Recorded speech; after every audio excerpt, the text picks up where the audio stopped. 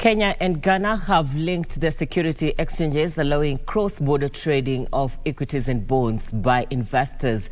The linkage of the two has been done a month before implementation of the Africa Exchanges Linkages Project that targets to bring together a number of exchanges.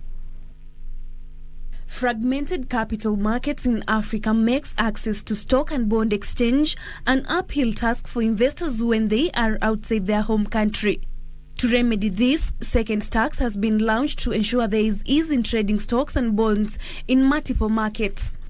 Second Tax platform connects African stock exchanges, which allows investors in all African markets to easily trade across borders. If we are able to allow different pools of capital across the continent to find a home, then I think we'll just be baking a bigger cake for the whole continent, and I think that's what we want to achieve.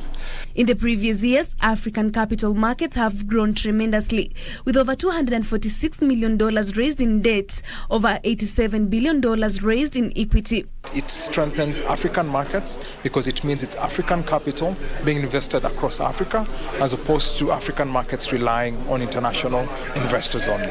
The linkage of the Kenyan and Ghanaian bourses come a month before the launch of the African Exchanges Linkages Project that will bring together stock exchanges from tens of African countries to facilitate cross-border trading. We will start providing offerings that will help the retail investor in the hope that everybody on the continent can now invest through their licensed dealing members onto every other jurisdiction across the capital markets in Africa. The second launch of the Second Tax platforms will ease intracontinental trade.